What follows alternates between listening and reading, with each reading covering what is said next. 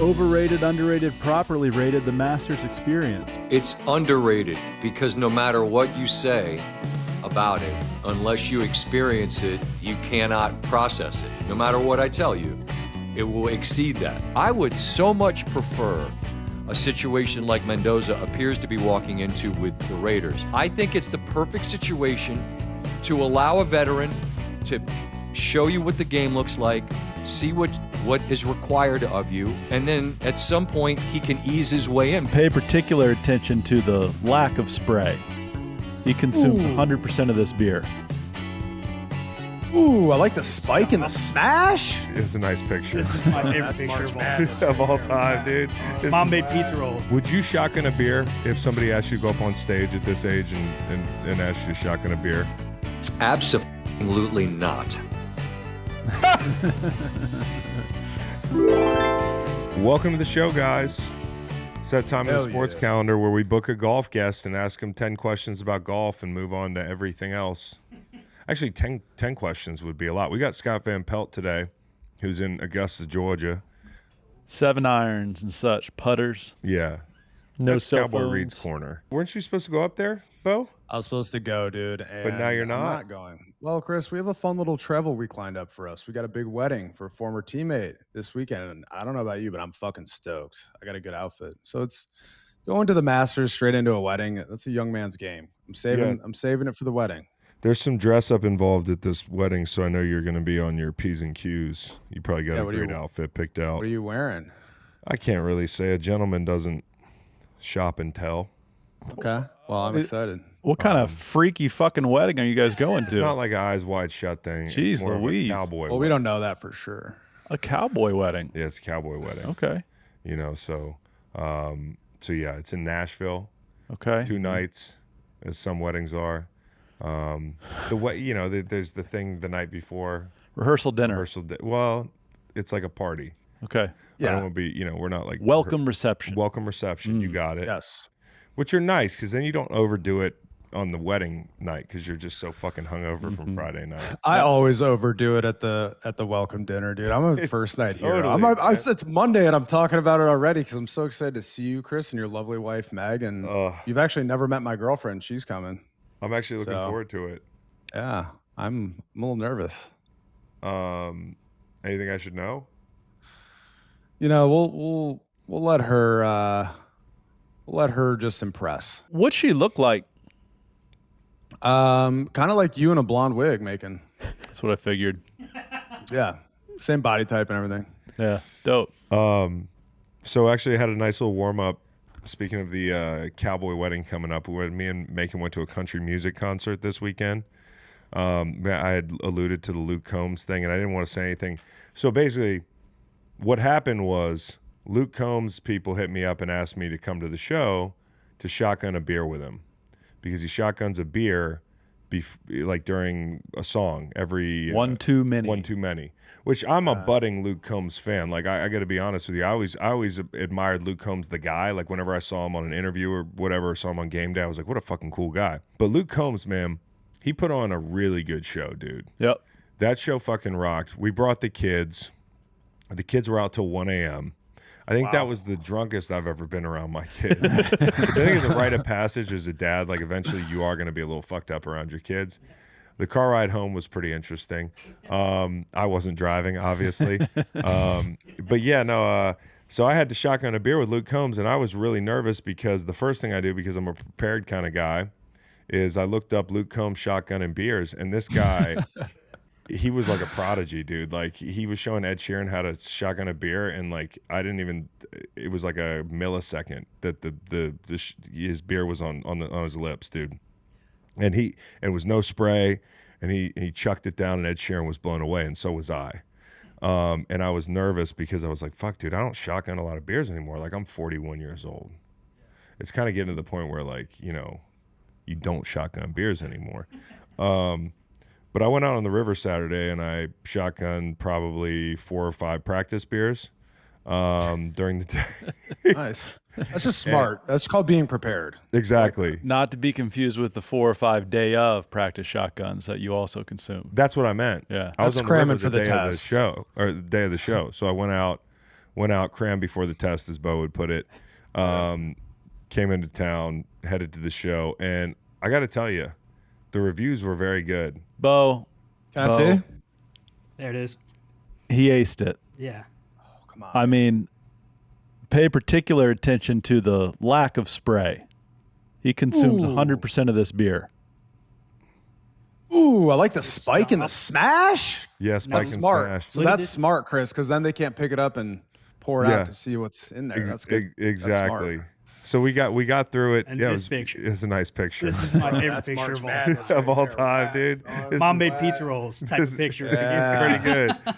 But no, it was crazy. I was so fucking nervous, bro. That was it was so many people. I hadn't made a play in that stadium in 20 years. What was the adrenaline like? Can you comp the adrenaline? No adrenaline, because No when you're adrenaline. playing, you're not drunk.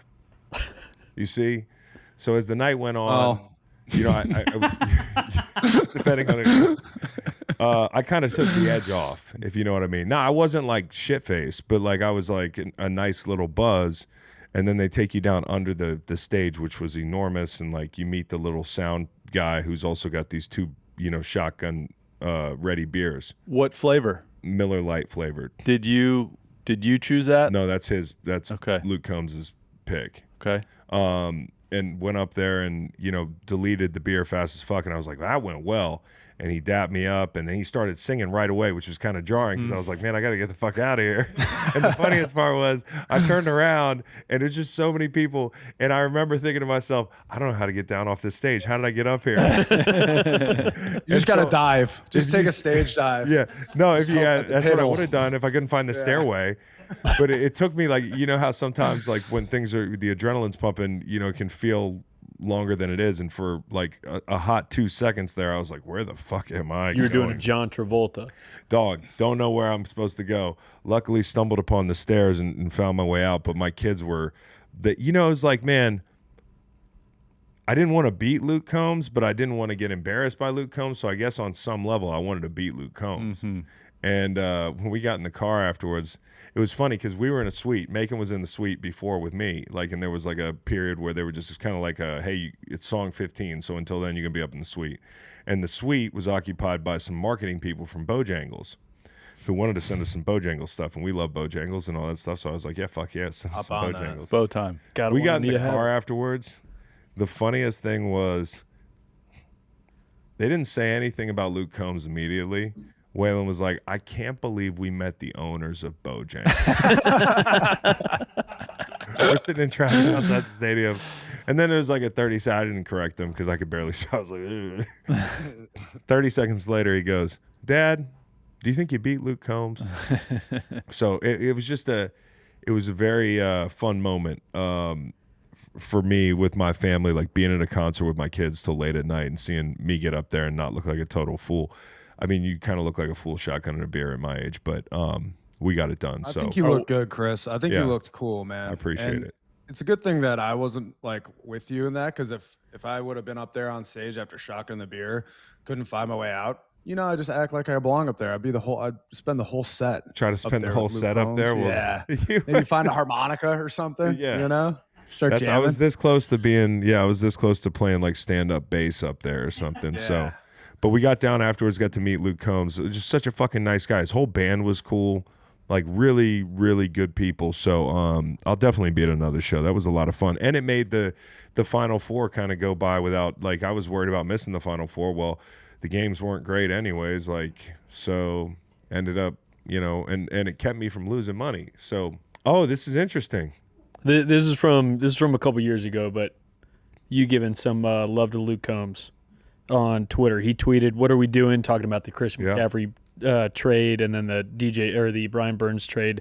Then you give you say Luke Combs knows ball. Well, it's just fun to see a guy like Luke Combs like really into the NFL trade talk and the news cycle, man. Like, now I should have talked to him about the Panthers. I grew up a Panthers fan, and the Panthers are actually in good shape right now. Although the 6.5 number on the Panthers looks a little fishy to me. Yeah, I mean, the team was just in the Yeah. playoffs. Vegas knows what they're doing. just won 8 games. Yeah, exactly. South is pretty weak too. Okay, so speaking of favorite teams, Macon, your favorite team, the New York Giants, was in the news today. Dexter Lawrence, who's been looking for a new deal for like 2 years now and hasn't gotten it. Has no guaranteed money left. Had kind of a down year last year, definitely by his standards, down year. People question his effort, all sorts of things. Well, now he wants a trade. You got Harbaugh, you got Denard, Wilson is going to be the defensive coordinator, and those guys have talked at length about how important he is. So it doesn't like if it was about being wanted, I think he's saying, show me the money. You know, these are all nice sound bites, and I know I'm a good player and I'm important to the team, but he is requesting a trade. I don't think that means that the Giants have to give him a trade. I wonder what you think happens here, Macon. I think Dexter Lawrence returns to the New York Giants on a new deal. I think so too. It was a down year, and he is, I believe, age 29. Fact check. Will be this fall. Okay. Still, it's easier to retain business you have than to acquire new business, right? There's no other better option for a team that thinks it might have a little something. Well, here's the counterpoint, and I do think the Giants are going to be better this year. I mean, that's not a big leap of logic to say that, but like I think the Giants are getting close to the phase where they're like, okay, we can try to win. I don't know if they're going to be great by the time, you know, I think he might be 32 by the time the Giants are like contenders, if the build goes the way you think it's going to go or whatever. There is a school of thought that if somebody was to send enough over, like you just trade him. You don't ask any questions, you trade him. Because I look at it like, would I trade for Dexter Lawrence? I don't know that I would. You know, I don't know that I would, depending on what the cost is. And, you know, you have to pay him like $17 million next year or something, and like $20 million the next year. I actually think $19.5 in 2027. So you'd be paying him like $40 million over the next 2 years. And you probably have to get an extension done anyways. So you're going to have to pay for it. You're drafting a guy who's coming off a down year, or drafting a guy, trading for a guy that's coming off a down year. He's going to be 30 soon.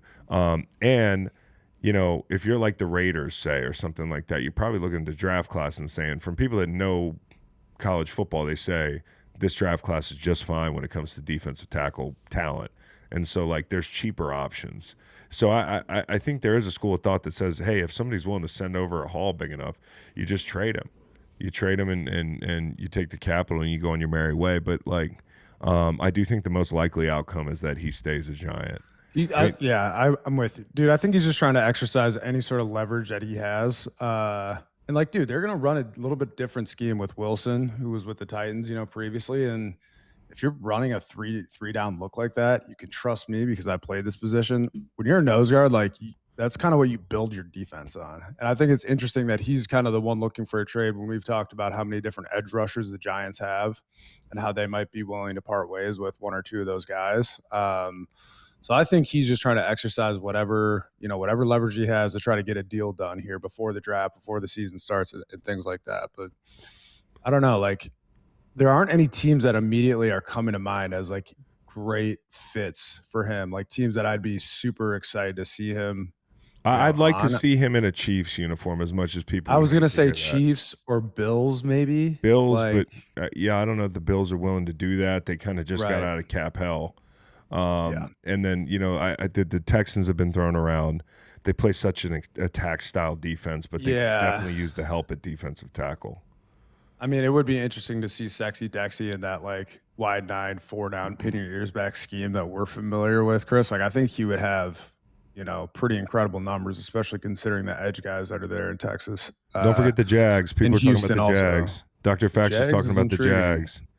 I think he might have called that earlier this season too, when there was some Dexter trade Lawrence rumors. to the And he was Jags. saying, Sexy Dexy. He wants the whole fucking league. He wants everybody on the Jags, dude. Jum, jum, jum. The locals landline question of the week Zone. presented by Zone. Warning, this product contains nicotine. Nicotine is an addictive chemical. Underage sales prohibited. Y'all know I'm a bit more selective with my nicotine pouches these days, so for me, the quality of the pouch is what I prioritize, which is why I'll pop in a Zone Wintergreen.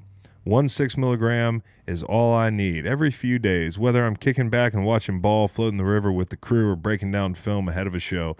Zone easily gets me locked in.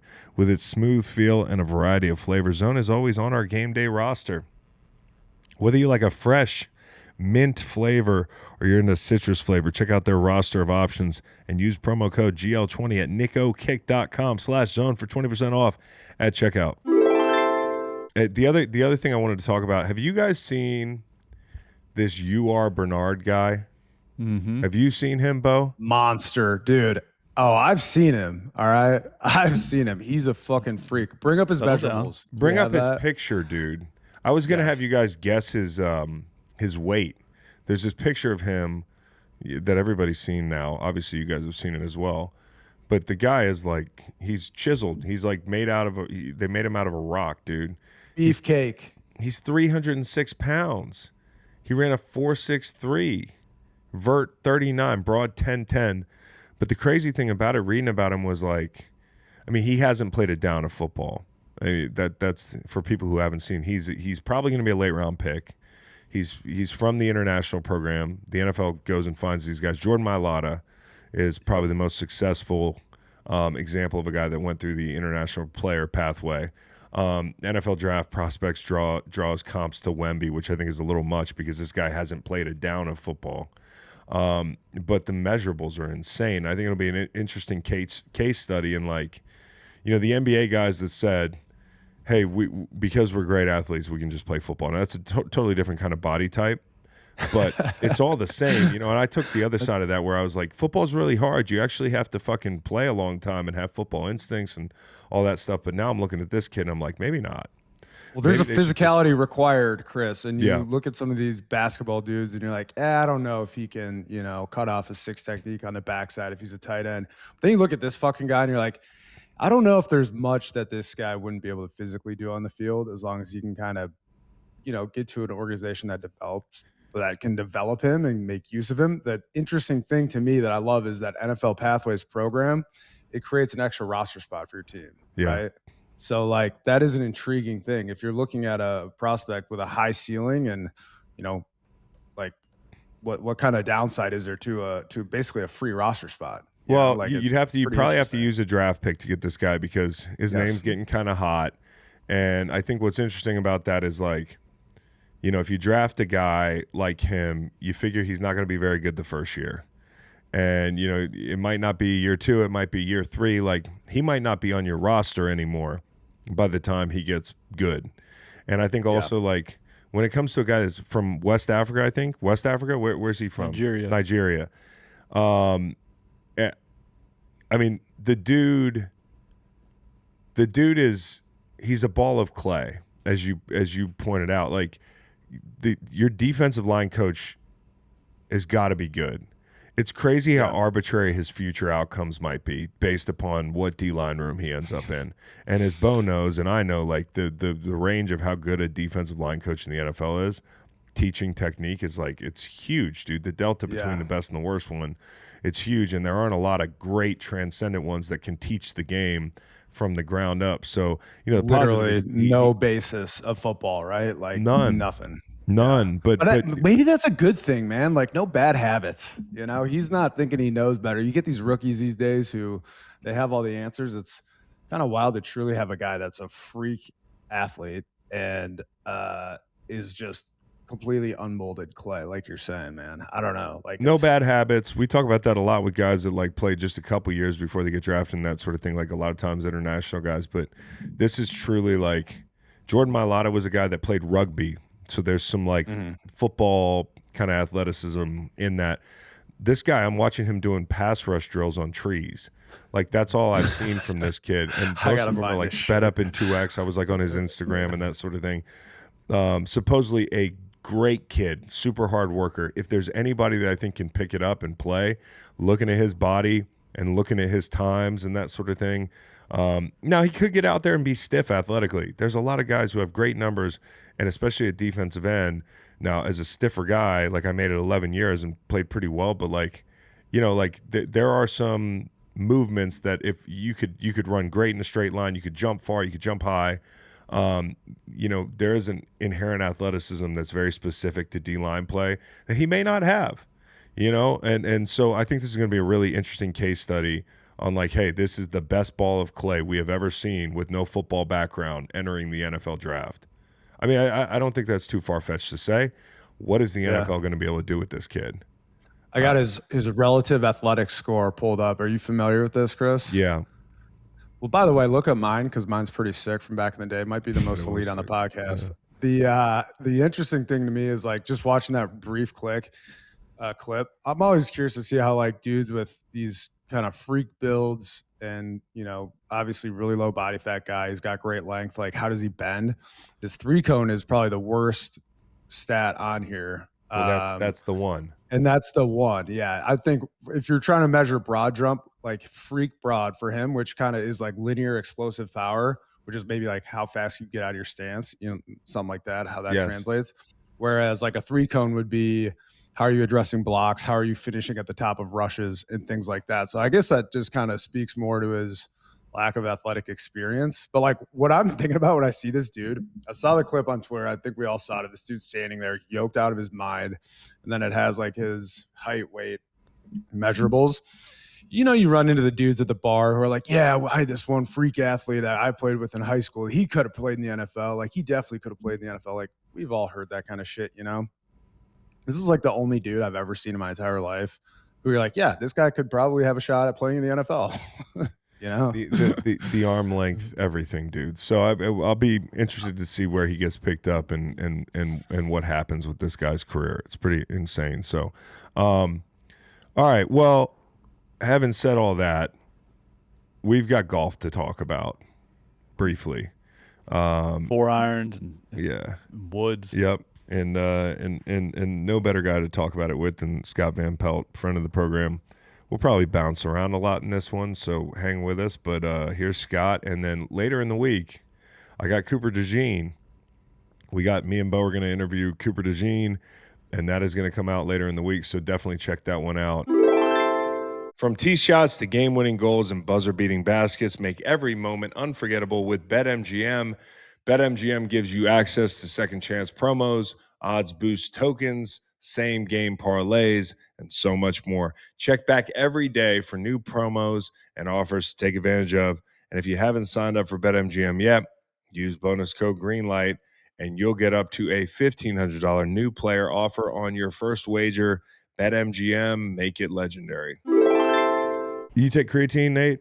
I do now. Yeah. You know who doesn't take creatine? Who's that? Rob Ninkovich. You can tell the way I threw him around in San Francisco. Hey, man. Hey, Ninko. Yeah. You impressed me. You had a take nice some quick move. My back still feels it. Having to wrestle with that motherfucker. He always wants to wrestle, but he doesn't know I take creatine. So it doesn't just help you stay strong. I really have always had trouble keeping weight on. Like even when I played, I used to go weigh in with like 2.5 pound plates. But now I don't have to do that. I just take Create gummies, and I've increased dosage like to the 7 to 10 grams a day range. I'm not a doctor, but it's one of the most studied supplements of all time, and it's not just good for muscle retention, for performance in the gym. You know, your boy's 40 now, so I really need my creatine. It's also good for cognition. I really will take it sometimes in the afternoon and feel a lot better. You know, that last night before I went out on like fumes, I popped a couple Create gummies. I felt nice and strong in the club. I felt wide awake. I felt like cognitively I could have done anything I needed to do. I thought I could have solved a fucking Rubik's Cube. Joe Tooney walks up. He's like, hey, can you do this? Yeah, I took my gummies today. So anyways, it's a good habit. I feel great when I'm on it. And these are tasty gummies. Healthy brain, cognitive effects as I get older, very important. Muscle maintenance, keeping this physique. You know what I'm saying? Physique looks great, Chris. Your physique looks phenomenal. Thanks. You too. Thank you. Thank you. No problem. Welcoming now, friend of the program from Augusta, Georgia, at the Masters tournament. We've got Scott Van Pelt, SVP, back in the building. Welcome back to Green Light. Scott, how you doing, buddy? I'm in a very good headspace. This is always a great week. Good time to be here. You're here all week. It's kind of a light lift, honestly, early in the week, which is why this is perfect timing. So great to be back with you and explore whatever space you guys are interested in. We're interested in a lot of different spaces, but I guess we'll start with golf. As somebody who, you know, like me, who's a pretty casual golf fan, definitely not somebody who follows it all year, but will tune in this weekend. Who's a guy that you're just rooting for? Maybe that would be the best feel-good story that's got a legitimate shot of winning this thing. I'd love to see Justin Rose win here. He's a guy who's in his mid-40s, who twice in his life, Chris, twice, got to 72 holes on Sunday, and no one was lower than he was. Twice. Meaning 2 green jackets. No. Yeah. Playoff twice. Lost both of them. And last year, he was like the wallpaper to Rory. I mean, everyone's rooting for Rory because of all that it represents, right? And then he gets there and he collapses to his knees, and you're like, damn, this is real, right? Cool story. Yeah. Meanwhile, Justin Rose couldn't be more of a gentleman. He's a fellow Euro Ryder Cupper who's boys with Rory, but he's just kind of hanging out, watching this guy celebrate, and he's this close to realizing his dream. Like, cool for you, but meanwhile, twice I've been in a playoff, and twice hadn't been me. And he's had more shares of the lead here through whether it's Thursday, Friday, Saturday, whatever. I mean, he's been a fixture. So I get that he's, not an American or whatever, but you asked, like, what will be a feel-good story for a guy who's known him for a long, long time, who's carried himself like a champion, won this year, came close here twice. If JR won, it'd be really, really cool. And frankly, almost feels like no one's owed anything, but it feels like if he got one here, it would be just. Has it become more contentious with the whole like Ryder Cup thing and the international players and like live golf? I don't Not know here. enough about this stuff, so if I'm asking a bad question, certainly let me know. But has it become more or less contentious with the international players? I think it was Fitzpatrick at the Players Championship who said, because everyone was cheering for Cameron Young and they're chanting USA, USA. And he said, like, if they were trying to play Ryder Cup, they need to step their game up and get to New York and find out what it's about. This ain't it.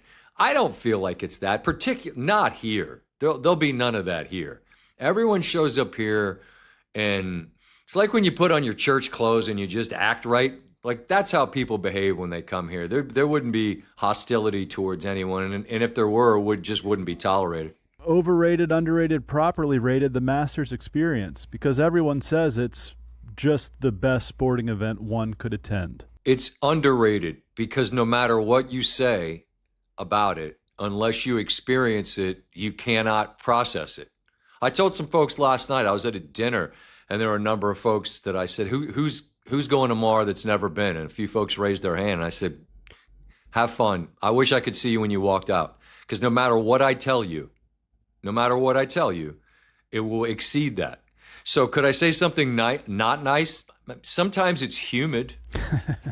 I mean, sometimes you get a warm day. Maybe it's kind of on the humid side.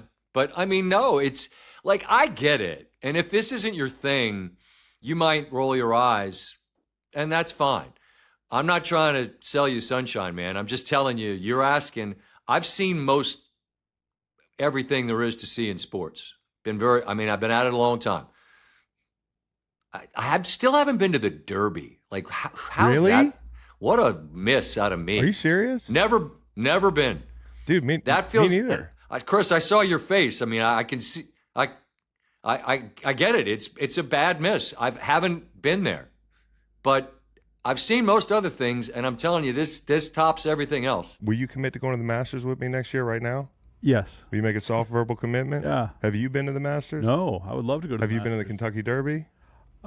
Not the horse race. I've been to Churchill Downs to watch Kenny Okay. Chesney play music. That doesn't count It's a different at all. It's a different Speaking experience. of, Scott, Different on experience. Saturday night, our very own Chris Long shotgunned a beer on stage at Scott Stadium Very in the lead. with Luke Combs. Am I? Well, you said shotgun to beer, and there was a moment where it's like, well, no shit, he's done that before. But yeah, Luke Combs had me up on stage. You know Luke Combs? You seen him on College Game Day? I do. With Stanford Steve? I've had him on my podcast.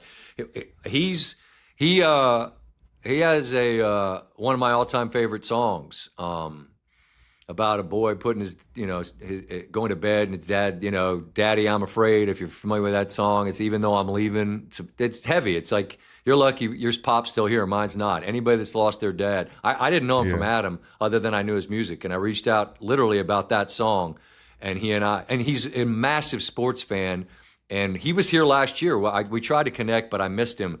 He seems like he'd be as good a dude as you could hope to meet. That was my takeaway. I got to meet him after the show and obviously briefly met him on stage. When you were shotgunning to delete that beer. Scott, at about 6 p.m. before the show started, I got a text from Chris that said, just hit my 4th practice shotgun of the day. That turned into 6.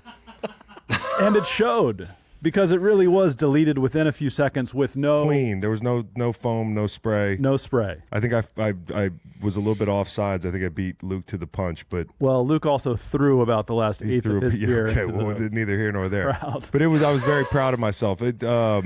Would you shotgun a beer if somebody asked you to go up on stage at this age and asked you to shotgun a beer? Abso-fucking-lutely not. There's a glimmer of hope that you'd be saying absolutely yes. But no chance. Here's why. Here's why. It was. Here's why. Because it would go poorly and there'd be foam everywhere, and it's like, look at the peepaw, and then I'd chuck it half full, and then I'd get heckled afterwards. There's no win for me. No one's gonna think I'm cool for doing it. They're just gonna gonna haze me for doing it and then doing it poorly. So no. And yet, Scott, you're self-admittedly elderly. Yep. You called him elderly? He called himself elderly. I did. And you're not looking old, though. You do look good. You're not a big fat guy. Yeah. What's Thanks. the regimen like these days?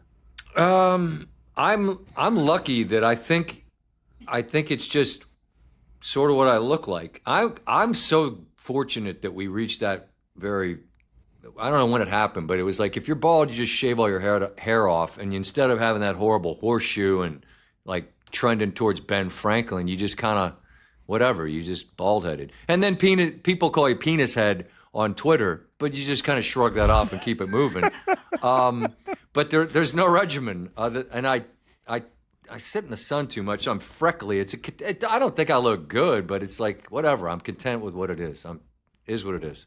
No, you look good, man. Thanks, you pal. got us here, but I have more golf questions. Yeah, please. Can I finish with the golf please. questions? Yeah. Okay, here's one thing that I'll say I don't like about the Masters. Okay. And it's just because since I became a podcaster, everybody has to do this obligatory fucking build your Masters meal thing every year.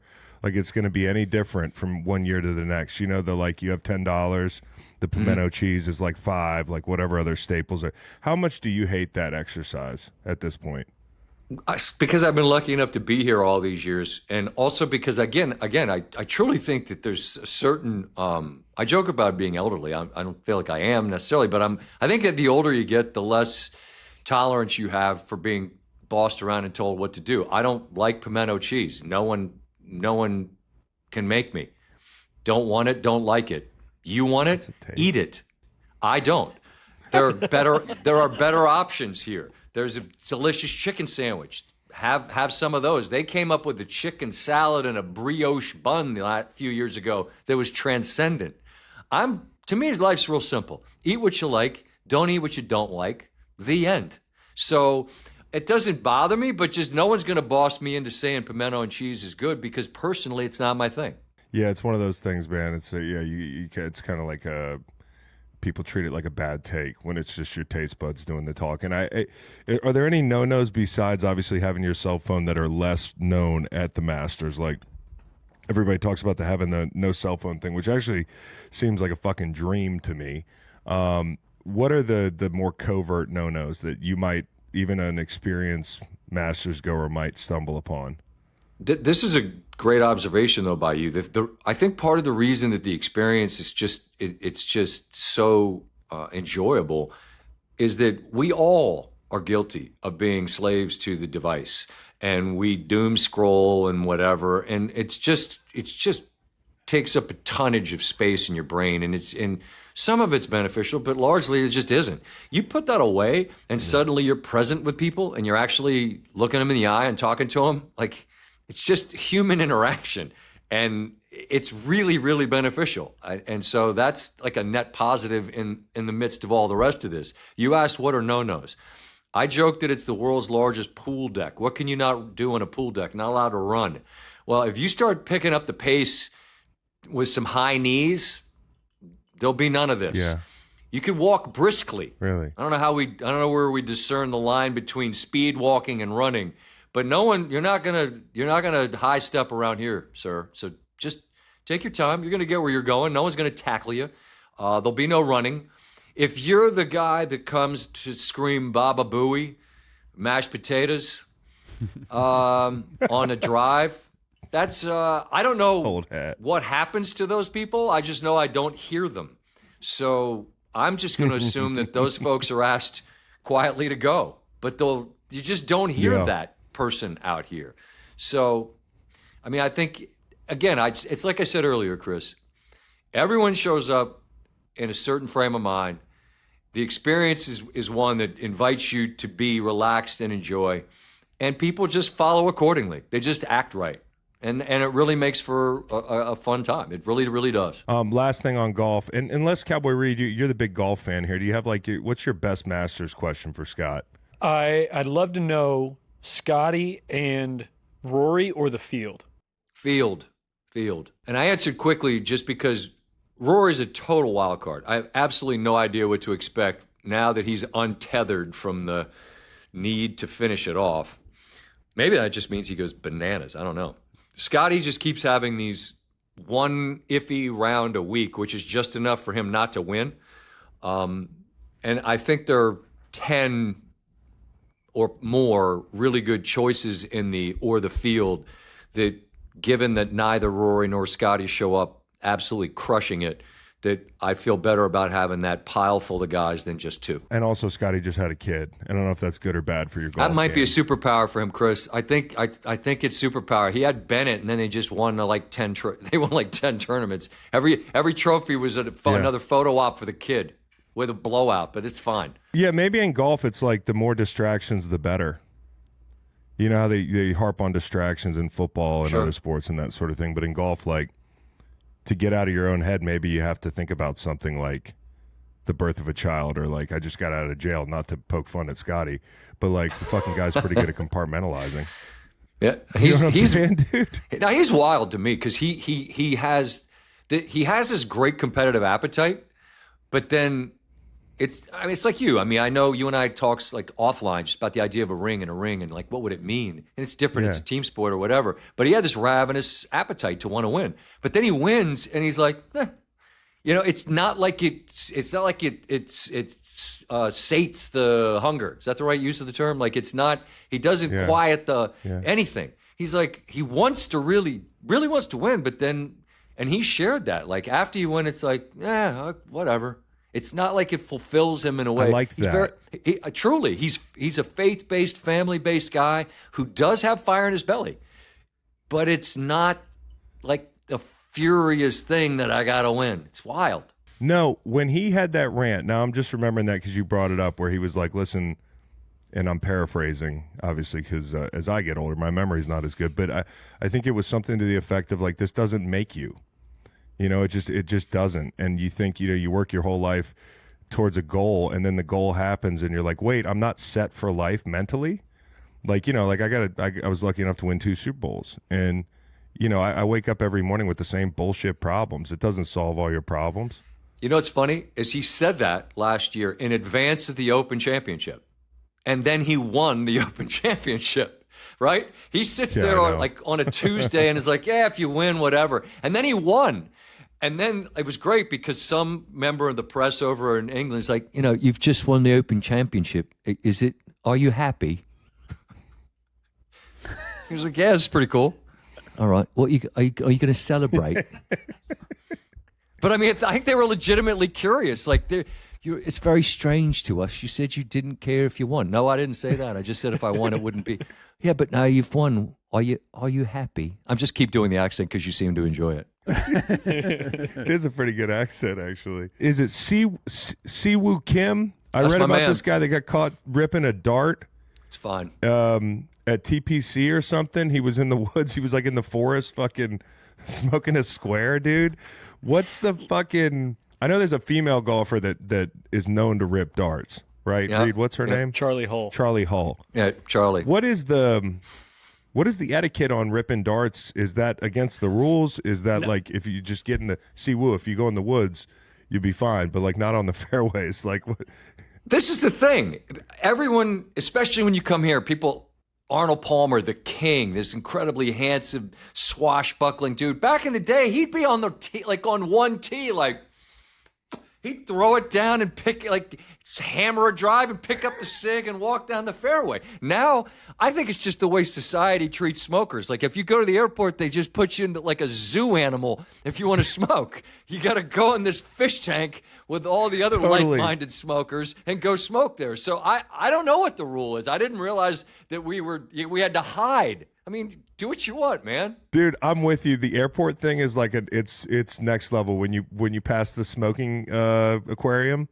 And there's like a life-size Joe Camel mannequin in there, and there's like just people breathing each other's smoke. It's fucking unreal.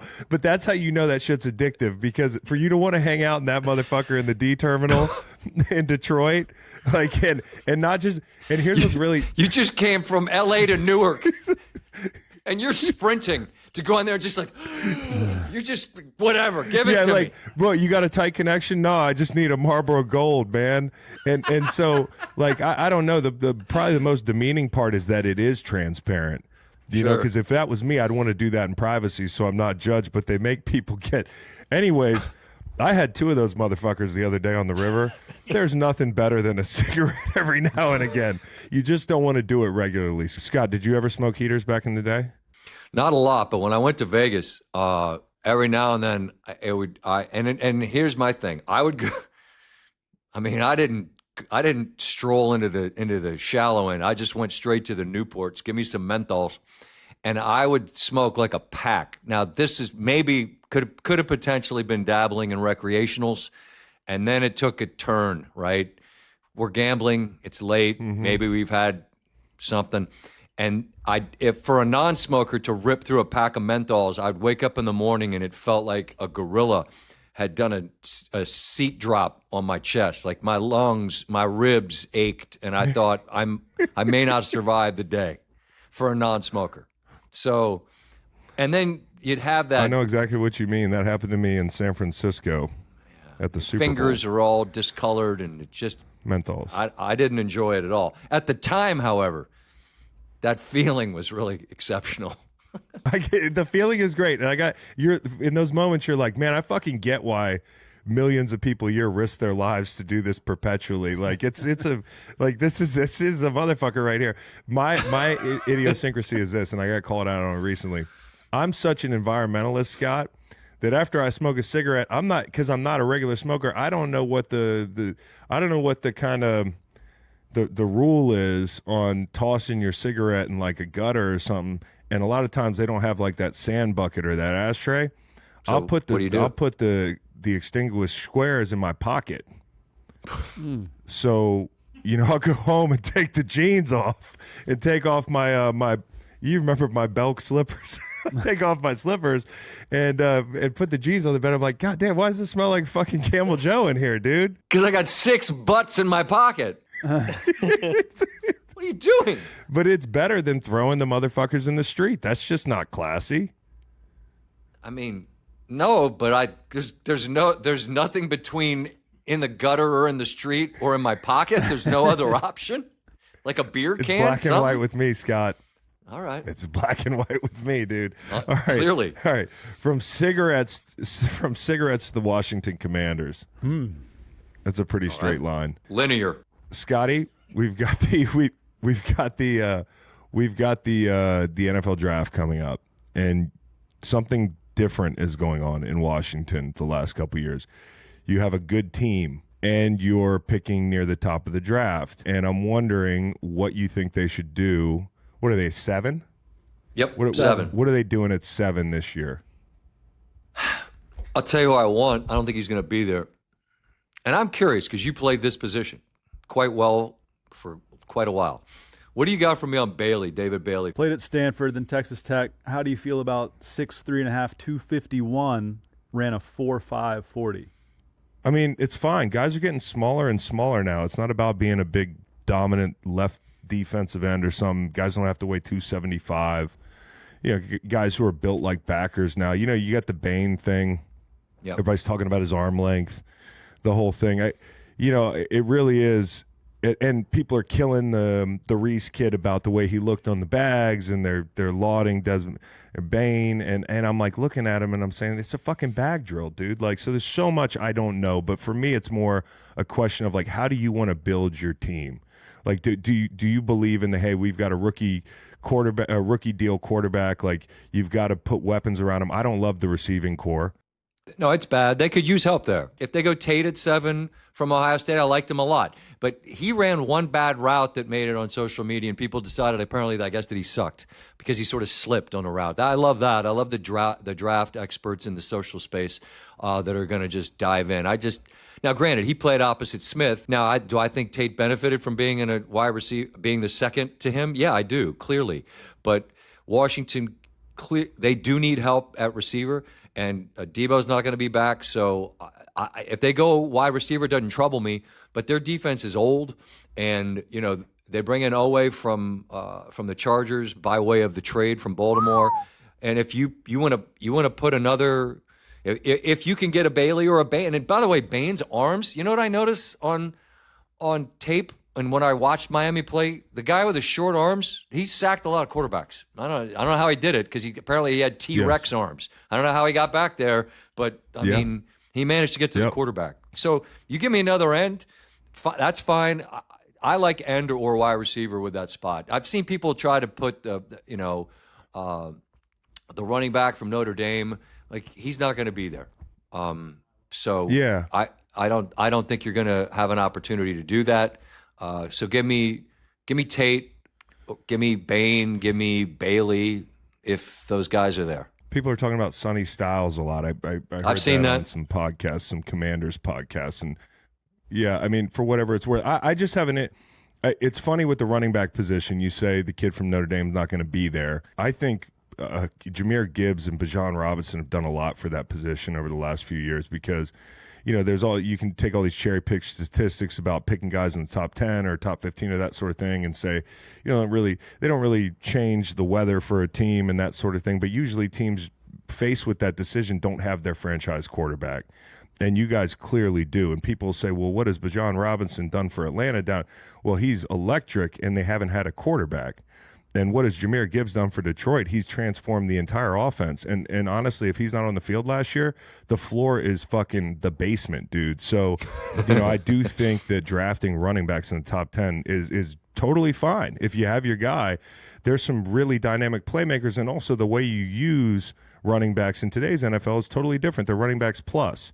You know, if you're going to tell me you're going to draft a 2-down back in the top 10, I wouldn't do it. But I do think – you know, people fall in these categories of, hey, are we drafting for value or are we drafting, you know, according to our need, right? Like I am, you never get fired for drafting good players. I really don't think you do. So if it's a safety, draft a fucking safety in the top 10. And for sure. And if I'm the Commanders, I look at that wide receiver room and I say, you know, the Eagles have 2 all-pro corners. It's hard to throw the ball on them. You probably want to be a little bit better there, but I totally understand because the OA trade and the subsequent deal, like I thought that's a lot of money for him. Like I don't think he's going to be the type of guy that you're like, hey, he's just a 1A and he's wrecking the game for us. So, you know, it could be edge, it could be wide receiver, but it's either got to be edge or it's got to be a weapon for Jaden Daniels, in my opinion.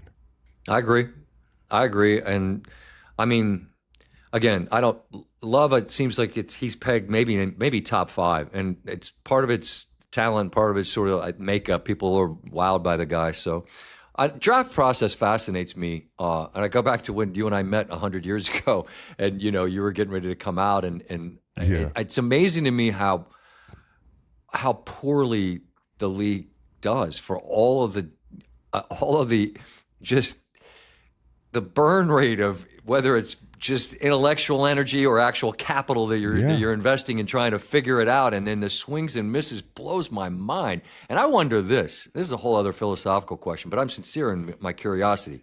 Like, I wonder how NIL changes dudes, because people that have had to wait for that payday and they're starving for it, man. But if you've already gotten it, has it taken some of the edge or some of the fire out of you? If you've already made 7 figures before, and I've heard GMs tell me, like, they went to the combine and maybe they've met guys that think that this interview process, like, hey man, you're not on a recruiting visit, dude. You're not going to pick us. We're going to pick you.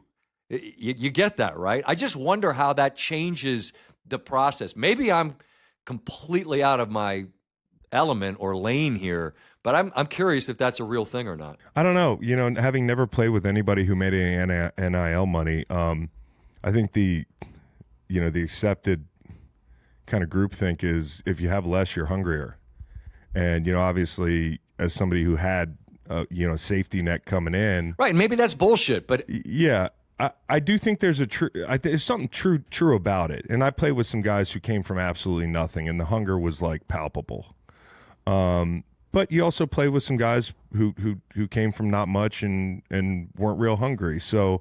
and at the same time, maybe some guys like get the bag and it's some pressure off where they can kind of, be professionals and they've already had reps at kind of, financial literacy, that sort of thing. Like that stuff, there's a lot of stresses that come with making your first check in the NFL. Sure. If you got your first bag in college and maybe you're able to grease some of the squeaky wheels in your family or that sort of thing, and you can kind of start fresh. Like there's a side of that argument that would say maybe it's less stressful, but I'm kind of with you where it's probably harder to get the hungriest version of that athlete if they already have a couple $1 million in their pocket. And what's crazy is like there's a kid at Blue Ridge, which is a high school around here, who's making $2 million to play at Georgia next year, and he looks like fucking He-Man, dude. But I go down and watch him play, and he's clearly a college football player.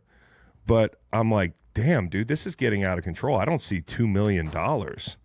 And so, as we talk about the sport as a whole, like in the landscape, it hasn't ruined college football for me. I'm not sitting it out because I don't like NIL. I'm sitting out because it's hard for me to keep up. The transfer portal stuff is crazy. And I also think, I'm burnt out from watching so much pro football. But I don't know, like, we talk about this all the time. Like, if you could wave a magic wand and fix things, like, what would you do? Yeah, I think it's one transfer. I mean, there's so many things. You listened to Billis the other day talk about antitrust exemptions, and a lot of it's just going to be over our heads. But with 3 of the 10 starters in the national championship game about to tip in a few hours here, only 3 started at their current schools. Yeah. It's different. And some will say the product is a little better because it's older. They're very literally older players playing. But you don't get the same, hey, I have a connection to that kid because I went to the same school and he's been there 4 or 5 years, went to the same classes, same restaurants, same bars, walked the same sidewalks. That part was cool about college sports. It was. What changed my mind a little bit was that NC State team that made a deep run a couple years ago in basketball, and they were all transfers, but it felt cool. It can still feel cool as fuck. I mean, then you get your Purdue's, like, where everybody's still on the team, and you got a bunch of guys that have been there for 4 years or whatever, but that's the exception, not the rule. Speaking of the draft, okay, Fernando Mendoza, who I did, I watched Indiana, he's going to be the first pick in the draft. They bring in Kirk Cousins, which is pretty funny. He's like the perfect chaperone for a rookie quarterback. Like, he's like Kirk and Fernando Mendoza in Vegas. It's the antithesis of Vegas. It's actually perfect. It's actually genius. Do you like the idea of sitting guys a little while, or are you like one of these people that says, hey, you got this guy on a rookie deal, it's bad business not to take advantage of it while you have him at this number? I personally think that's a little presumptuous because there's a chance the guy's not a very good player, or that your situation's so fucked up you shell shock him in the first year, and then the value on years 2, 3, and 4 tank because of what you did year 1. Like, what's your take on, hey, people see the sticker shock on Kirk, but it's actually a pretty reasonable deal. Do you like playing veterans off the rip? I love what you said about you draft someone and then you throw them in the deep end of the pool. Yeah. And you would know this because you lived it. It ain't the same, man. It ain't the same. And look at Trevor Lawrence's first year. Here's a guy that we knew from his high school years coming out, or who's going to get him? Is it Georgia? Is it Clemson? Who's going to get him? And he was that dude from the minute that he took that job over in a game, I want to say, in Bobby Dodd against Georgia Tech, and then he was off to the races. He was that guy.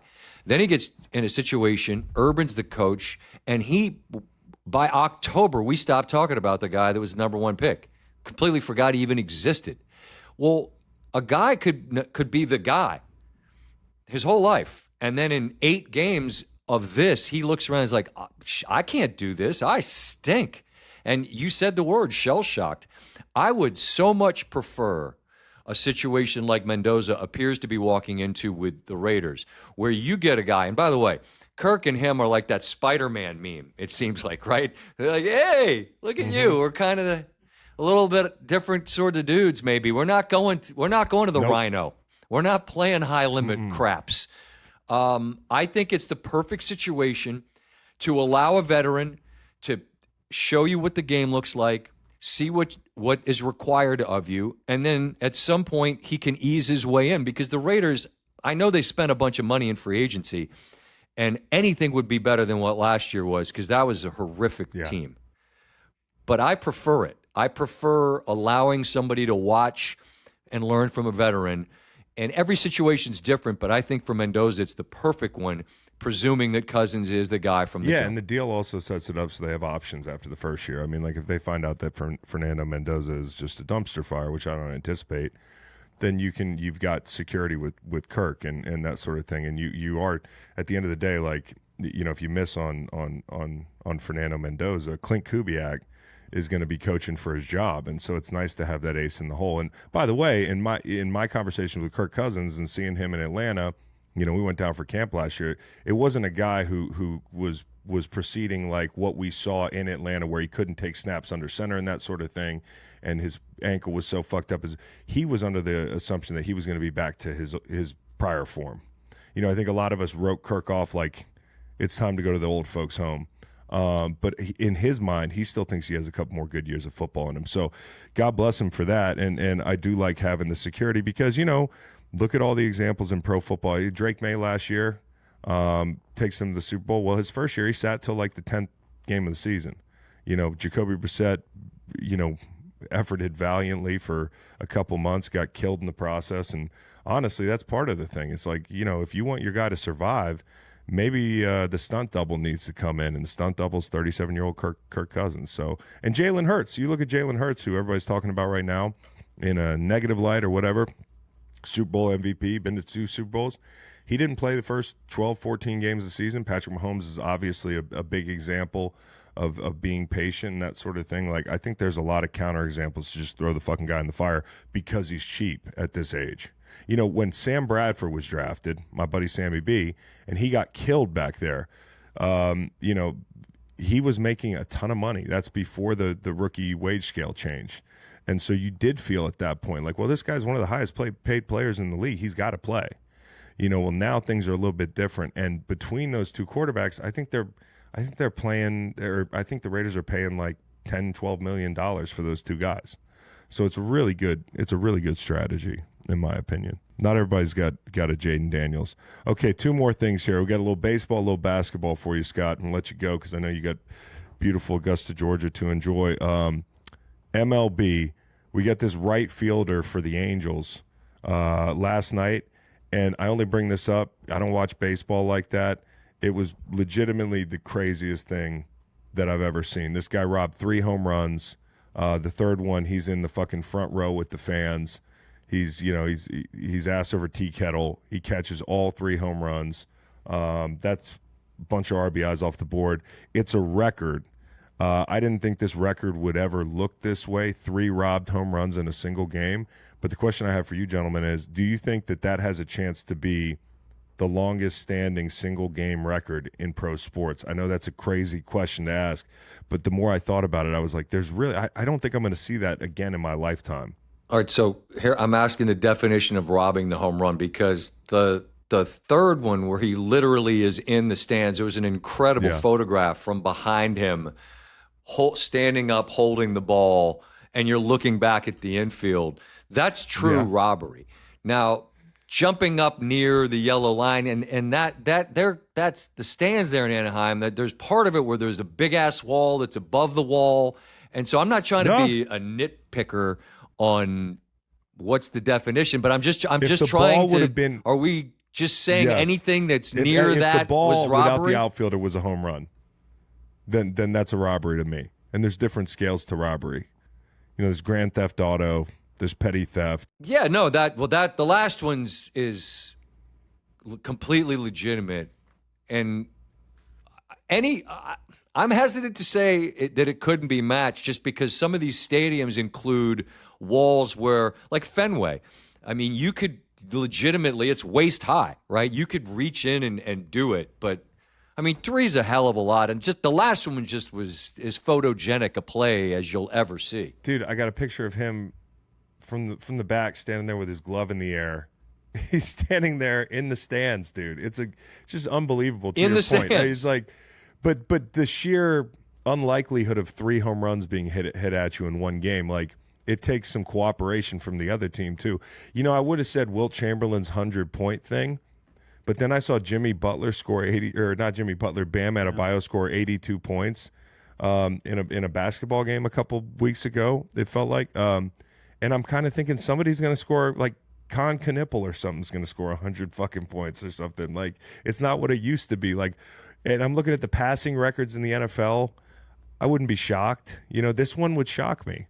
The Wizards weren't putting up a great deal of spirited effort on the defensive end. Yeah. I mean, that's a whole other conversation, man. That the league, like the teams that are trying and the teams that aren't, my God, it's just horrendous. And there's no fix. Yeah. But, I mean, Bam had 43 at halftime. And you're playing against a team whose goal isn't to win tonight. And, I mean, I give Spo credit afterwards. He's like, he hit the McGregor on him. I apologize to absolutely no one.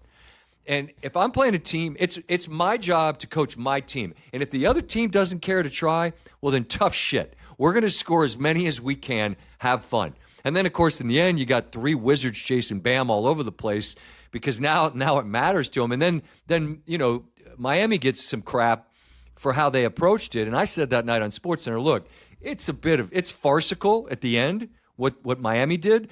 But if the other team you're playing by definition isn't competing, well, that's farcical too. And so you get what you get, man. Like if you faced a team that the left tackle's goal was not to win, and you're like, well, shit, I'm going to get 8 sacks today. Well, that's on them, not you. Yeah. No, I'm with you.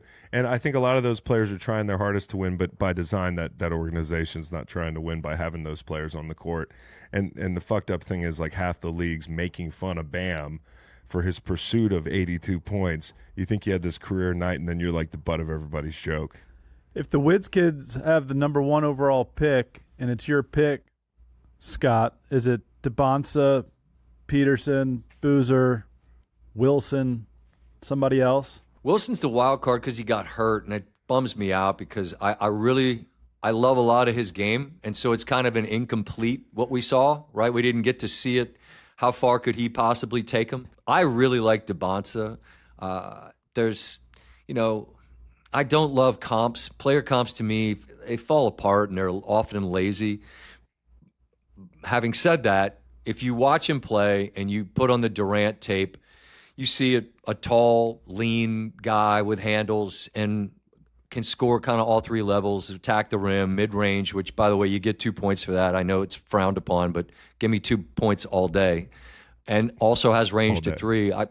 If it's me, it's DeBonsa. That's what I'd take him. I love Acuff from Arkansas. I mean, this draft's really deep, and the Wizards have had incredibly bad luck as it relates to the lottery. But this is one of those years where if they ended up 3rd or 4th or 5th, I feel like you're still getting a badass player. And that's why half the league is actively not trying to win on a nightly basis, because the depth of this draft is such that the higher you are, closer you are to the top, the better your chances to get a a transcendent type of player. Parting shot, NBA snippet here. LeBron James doesn't like Memphis. People are shocked that the guy could have like least favorite city.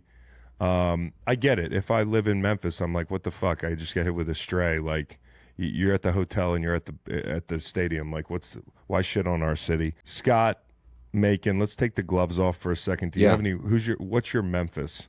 Well, I operate in a college sports realm, and it would, your Blacksburgs and your college parks probably take. Here but we go. even Here, no, it's too predictable. I want to hear Scott's. I want to hear Scott's. I don't want to reignite this fucking thing, dude. That's fine. First, I just want to say shout out to Memphis. I got your back. I'm all about Memphis. You guys are fiercely loyal. I've said this forever. Like, Memphis is like, it's its own country. It's its own universe. They are about them. Grindhouse forever. I get this year's a down year, but I got Memphis's back first and last. But like, what city do I hate? I don't know. How about Macon? How about that? It's the heart of Georgia. Yeah, I mean, you might Georgia. want to stop there on your Anyway, way out pick a Macon. Pick a Macon. Any fucking Macon. Yeah. Get out. I'll tell you what, Scott. Charlottesville's a fucking city now, dude, and it's on my shit list. It's too big. The roads are not laid out for success here.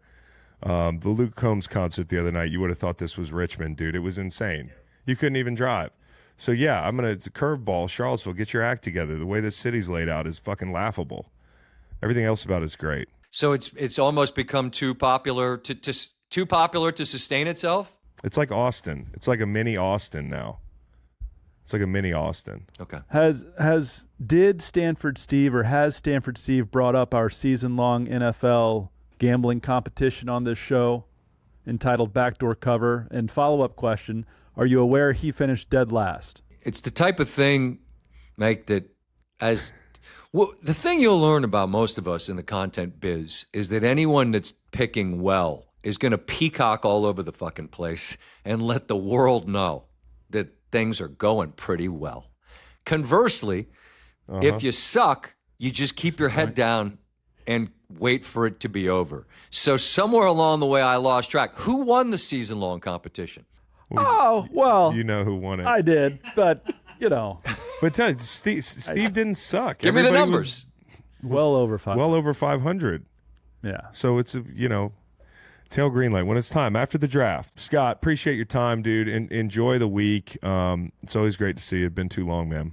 Appreciate you, boys. Just programming note, if anyone's interested, Par 3's Wednesday. We'll be on doing that. It's actually a cool day, a fun day to see kind of a very different vibe of what this place is. So it's my favorite day, Wednesday. So when y'all come next year, come Wednesday because it's such a blast. And then we're on Thursday and Friday. So I appreciate being with you guys. I'm proud to see you guys killing it. Doesn't surprise me. You guys are awesome, thoughtful. I appreciate it all, even when people are taking shots at my beloved College Park. It's fine. Oh, man. Haven't been there in years. Wouldn't know. Scott, thank you so much, dude. See you soon. See you, man. Thanks, brother. See you, boys.